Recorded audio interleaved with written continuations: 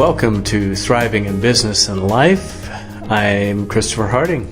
And I'm Will Wilkinson. Welcome back to the program. Well, we've got a really interesting topic today, Chris, which is the idea, and it's a challenging one for a lot of people, of asking for help. Yeah, so, why do you think it is? I mean, in your experience, you coach a lot of people around this topic. Why do they resist asking for help? Why do we resist asking for help? Might be a better way to say it. Well, I can only speak from the culture that I've grown up in. It's deeply embedded in our culture that a central part of the process of individuation as we grow up is to become self-sufficient. And especially for men, our role models are take charge action heroes. John Wayne, Clint Eastwood, doing it my way, Frank Sinatra. So we're not exactly encouraged to consider the idea of working collaboratively to be any kind of strength. It's almost as if, from what you're saying, asking for help is viewed or could be viewed as a sign of weakness. Well, that's exactly what it is. We talk about this in our course, how for men, it's a challenging thing to do because we're supposed to be self-sufficient. For women, it's a challenging thing to do because it proves they're weaker. And for experts, it's a challenging thing to do because they're supposed to know it all. That doesn't leave many people. It's interesting, as you say, for women, it could be seen as proof that they're weaker. Having had a chance to coach a lot of executives who are women, I've heard women say that before, that it's a real double bind, right? Because by nature, maybe how somebody was acculturated. I was working with a woman, for example, from another country the other day, top executive in a global company, and she said that it's really interesting that for her to ask questions or ask for help or not know, people viewed that as a sign of her being not qualified or incompetent. And obviously, not only is there cultural expectations, but she was fighting against a bias that already existed, right? I really admire women who fight their way in that corporate environment, who have to deal with that. Yeah, such a challenge. And it's interesting as we're talking about this. I had a chance to work with Cisco Systems at one point and work with their consultants who served all over the world. And one of the things we talked about is Cisco's built this great kind of the collaborative infrastructure for the internet. A lot of their software, like WebEx and things like that, really enhance the ability to collaborate. But they said the challenge was never the technology, because that was the easy part. The challenge was getting people to be in a mindset of collaboration. Isn't that interesting? Well, a mindset is something we deal with all the time. Change our thinking, and then everything else begins to change. Yeah, you go back to some of our initial, chapters in the book or modules in the course, and we talk about the power of story. What's the story I'm living out? And if I've had a story embedded that being a strong individual is, first of all, the desire to be, and secondly, that means you got to do it on your own. Right. The famous men don't ask for directions, kind of stereotype. Wow, that makes it difficult in a world where knowledge and change is happening so fast. Well, let me ask you, because you've been consulting now for decades, what does it take, particularly I'm thinking for a man in a strong leadership position who's not inclined to ask for help, to begin to ask for help, whether it's because of the pressure of change and circumstance, or shifts in his company, or just that what he's doing isn't working. What contributes to him actually making that kind of significant change? Well, in the experiences I've seen, and I could probably reflect on this for myself too, the first thing would be that what they're doing isn't working. It's not yielding the results it needs to. So there's some reason to change. Yeah, I guess you could say the impetus would be desperation. Right.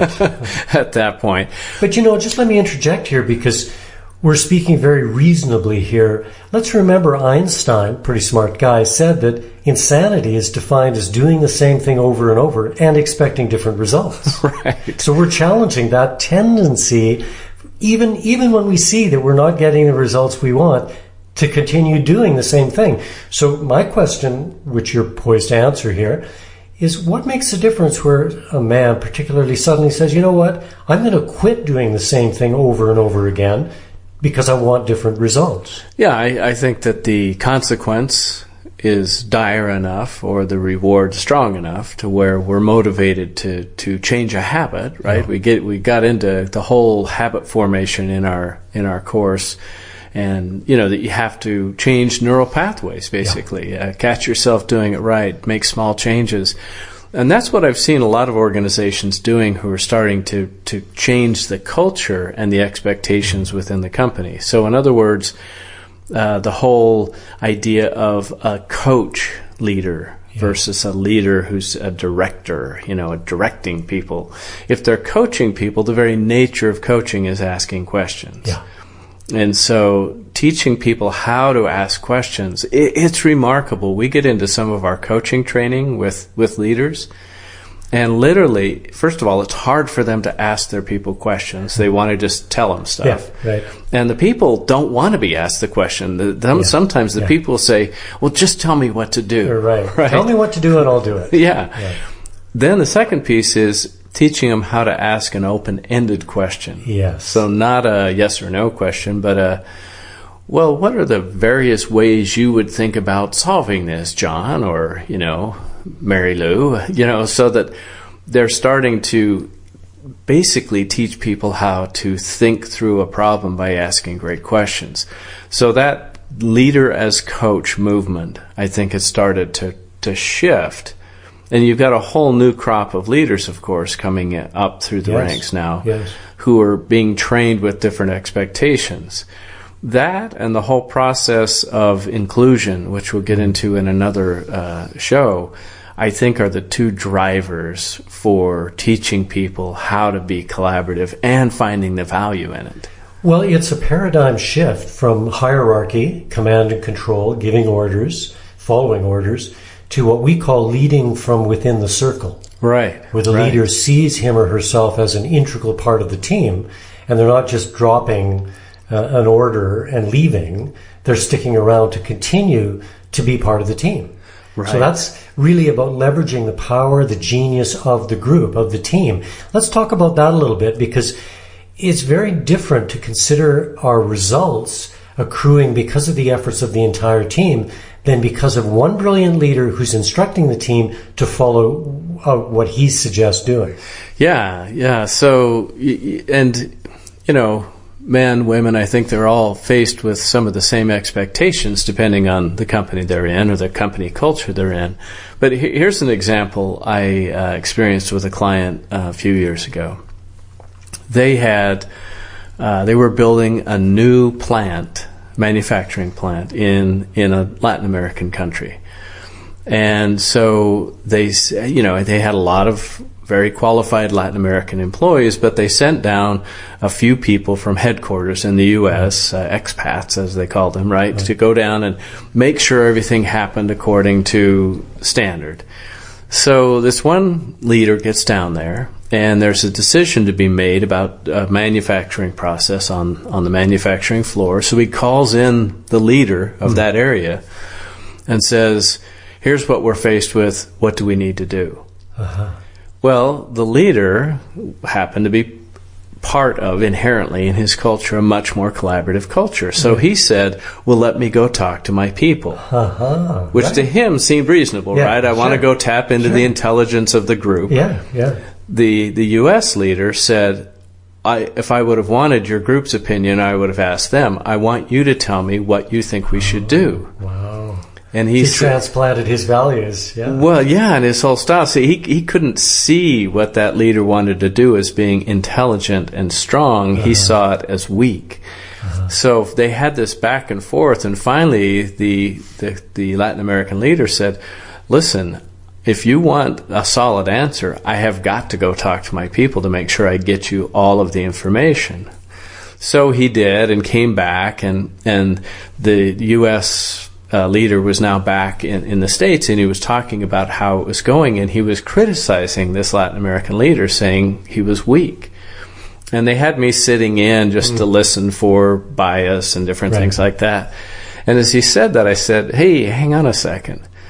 What made you feel he was weak? And it was the very fact that he went and sought help. That he didn't know it all on his own. Yeah, or wasn't willing to make a statement.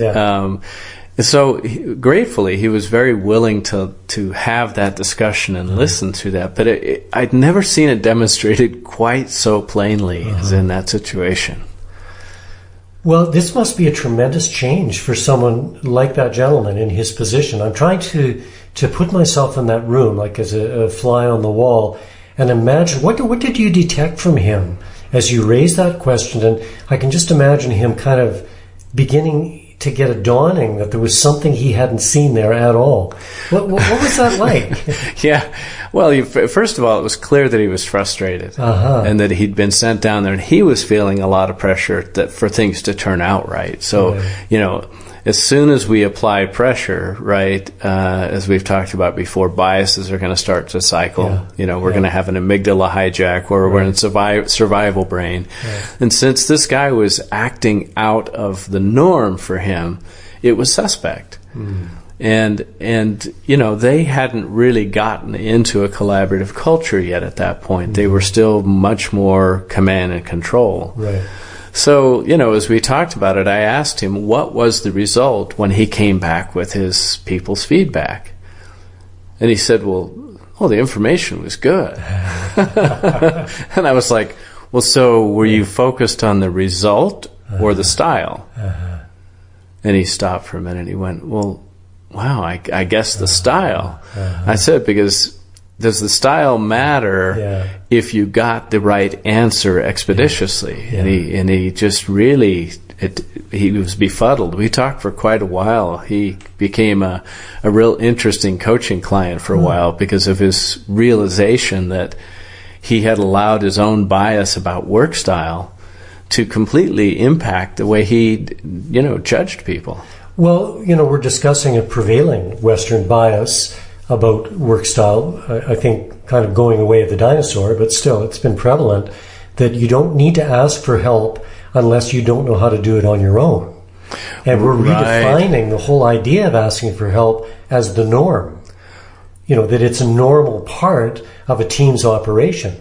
I think that's an important distinction to make. It's huge. Because in the first case, it's like, we won't do it at all, and then, well, we'll do it, ask for help when we need to, begrudgingly. That's the last resort. Yeah. Evolving all the way to, well, we start with asking for help because we're in this together. I think what really assists in this paradigm shift is adding something to the, maybe the comment, I don't know, on my own. Let's say I'm in the position of that manager who was asked, and he said, well, I'll go ask the team. I don't know on my own, but let's find out together. Who does? Yeah, let's find out who does. Let's discover. And, as I say that, I tap into the adventure of that.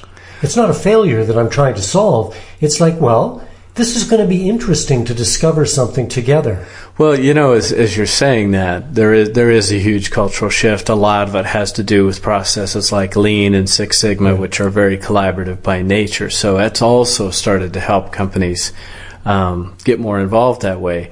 There's something I wanted to, two topics I'm particularly fascinated with this, on this particular topic. And one is getting what you ask for. Right. And so, that's a topic that comes up in our online course, how to make sure that you actually are getting what you think you're asking for, because sometimes you're not being clear when you're asking for help. Well, I think the classic historical example of this is the story of King Midas.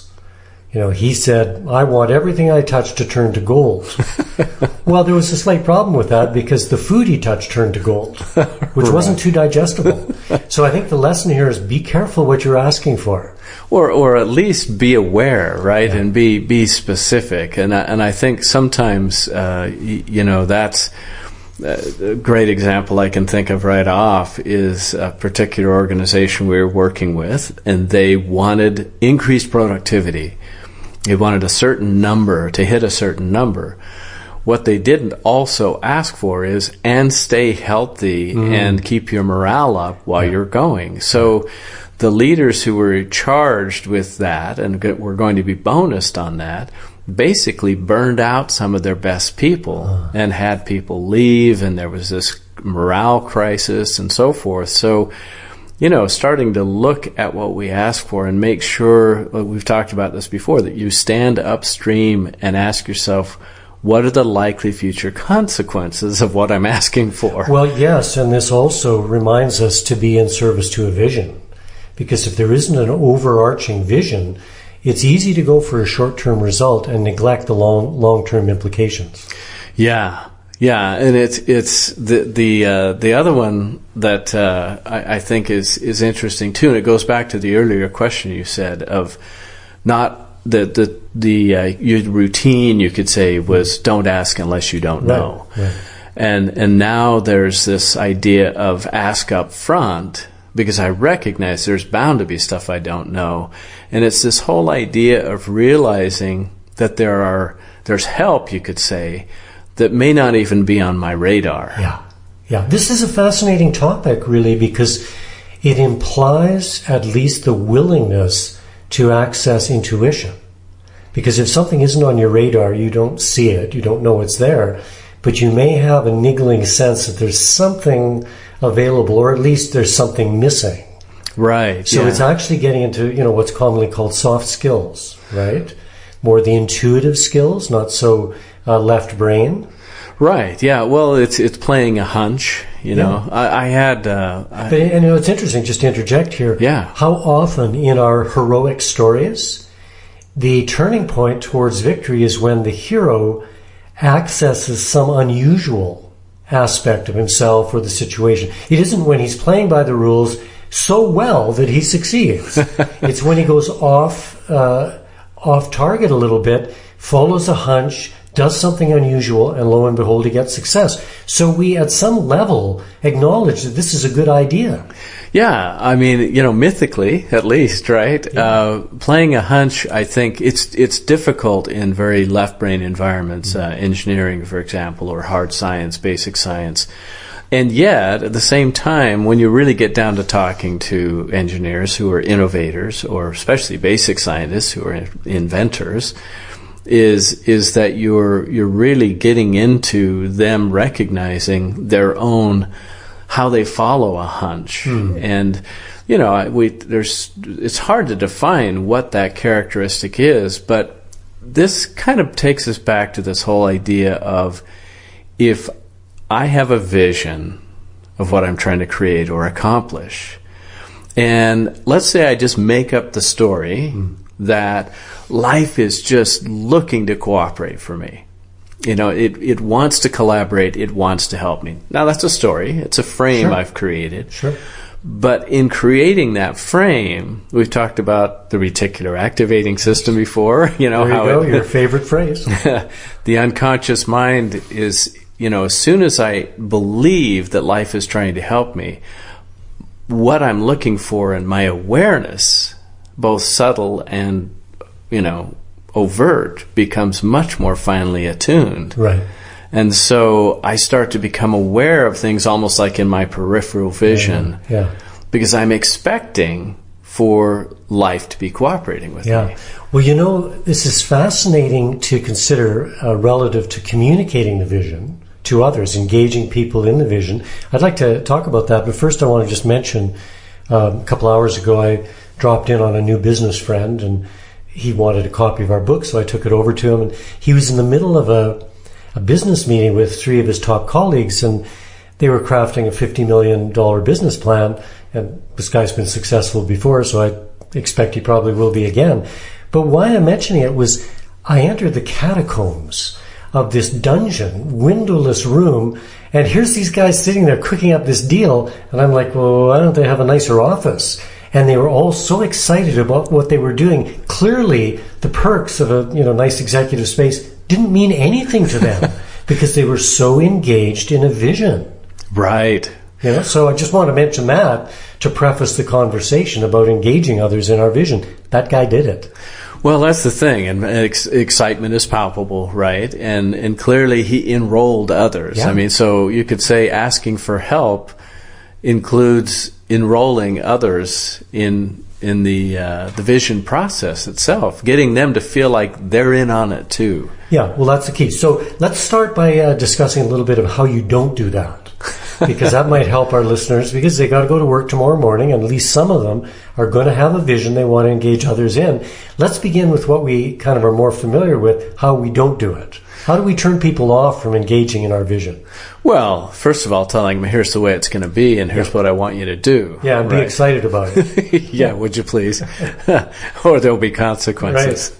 Right. So if we start thinking about the fact that we're trying to light people's brains up, right? So first of all is for us to be passionate, but also to be curious, to present something to them. And I learned about this in a really wonderful way. I had a chance to work with Toyota for a number of years as a consultant, and they really showed me this process, of how to do that. And their whole term in Japanese, if I say this word right, was nemowashi. And what that meant was, and I think we talked about this before, to dig around the roots of a tree. Right. And how that translated, from an agricultural, term, is that if they were going to seed an idea or plant an idea, they would go out and talk to all the different people who would maybe at some point have something to do or be impacted by that. And they'd be sharing this possible vision, and what did they think about it, and how would they see it, and what would have to be considered in for them. Well, by the time they were done doing that, everybody felt such a part of the process that it was now not, my idea. It was our idea. And they were stakeholders. They were stakeholders. And when they floated the final version of the vision out there, it was already full of and benefiting from all this input they'd gathered in their initial stage. Well, you're reminding me of an experience I had. I think I was in my late 20s, and I've been working in community television up in Canada, and I moved to a different town, and I was applying for a job in a network of small community TV stations. And so I had my meeting with the general manager, who was fairly young, and he told me that part of my job as a program director would be to do all the other jobs, to gain some experience, at the front desk, accounting. I mean, he named all these things. And I just thought this was a stupid idea. And I didn't take the job because I didn't want to do those things. I realized later that actually it's a really good idea. Right. But it was the way he presented it, which was a fait accompli. You are going to do this if you work here. It was just part of the deal. And it was a radical idea, which I had never heard of before back then. If he had presented that differently, he could have got me on board with something which at this point I think is probably a really good idea. Yeah, I mean, you just think about how do you sell that? Because really what you're doing is, in a way, you're selling. And so if you go back to selling and say, if you're selling and you're actually having to sell, you're not doing a good idea. So the mentors I had in sales would have said, so Will, what do you hope to accomplish by being here? What would you like to know about the industry? I've got this great idea, by putting you in each of these places and giving you some experience, you'll really be ready to be in a different level of leadership. I mean, the ability to get you excited about it. Well, yeah, because I'm getting excited about what's in it for me. Right. Just to be basic here. Yeah. And basically creating a vision of how that's going to benefit you, right? Right. He didn't do that, and so I actually missed an opportunity there. It's one of those little crossroads I've looked back at with some regret. One of the things we cover in our book in particular, and a bit in the online course as well, is the whole idea that part of what's missing in a lot of both Western European and U.S. in particular relationships is a friendship where people can really ask for help. Yeah. We've been talking about it in a business sense, but in a personal sense, how willing are we, or how well have we learned how to both powerfully and gracefully ask for help from our spouse or partner, from our friends. You know, it seems to be one of the great contributors to the loneliness that is so talked about now in social science. Well, there's a virtual epidemic of loneliness in modern civilization, which really beggars belief, given how connected we are digitally. But, well, and I guess it depends on how we use the digital format, right? And you know, it's interesting. I wonder. Now, I'm not of the millennial generation. Surprise, surprise. And I hear a lot of criticism from people about that social interaction. And yet, I also know a lot of my friends and acquaintances in that age range who are deeply connected and really support each other and get help. And I see this happening on Facebook and other platforms where the support they are able to pull around them and the support they give to others is truly amazing. And I wonder somehow they didn't maybe get as infected with the epidemic of individualism. Yeah, they didn't get the memo. I think it's partly a generational thing. You know, I think of my dad who had one job his entire life. He really didn't need to ask for help. Right. He knew what to do day by day. It was boring, but he did it and then collected his pension. I think today there's so much more volatility, unpredictability, uncertainty. We have 5, 6, 7 careers. And so we're always having to learn something. And when you're learning something, you usually need help to learn it. So I think it's kind of built in to the changes that are going on in society. And my suspicion is that those who have particular trouble asking for help are maybe a little older in years. Yeah, it could be. It could be. I think one of the things I know in getting, coaching leaders of, older Gen X generation as well as boomers is their frustration, actually, at times, with the fact that their millennial employees are actually coming in and asking for help. Shouldn't need to do that, right? Yeah, where, the younger Gen Xers and millennials, they're much more communal, I guess you could say. And so I think, and again, we don't want to put everybody in one bag because people are individuals, but it seems like there's a lot to learn from more collaborative cultures. Well, there is, and it begins with respect for sitting in the question. Because a part of the old paradigm is the rush for an answer, like the gentleman you mentioned. He asked a question, he wanted an answer. The person he asked was used to asking questions, asking for help, and sitting in the not knowing for a while. And that's an innovation as well. I'm in an executive group, 5 of us who meet every week and discussing some leadership issues in our valley here. And we're having a wonderful time. And one of the reasons is that all of us are comfortable with sitting with not knowing. So it's not just a matter of asking for help and then getting an answer right away. It's asking for help in a way that doesn't just evoke a bunch of advice back, but evokes this field of uncertainty that's filled with potential that is so rich. We're happy to savor it for a while without deciding, this is the answer, let's end it and move on. One of the things, and you really introduced me to this idea, was the difference between good and great leadership. Yeah. And, a lot of times we think of good leadership as being mediocre, but we made the distinction, and you in particular in our book, that sometimes great leaders are these inspirational figures. Yeah. And, that's, again, the individualistic model, whereas a really good leader, might be somebody who really leads from within the circle, who involves other people, who asks great questions and lets their genius shine. So we hope we're inspiring you all to show up at work tomorrow and be a good leader. Right? Yeah, if you're a great leader, please try and be a good leader. Thanks so much for joining us. My name is Will Wilkinson. And I'm Christopher Harding, and you can reach us at thrivinginbusinessandlife@gmail.com. We'll talk to you again next week.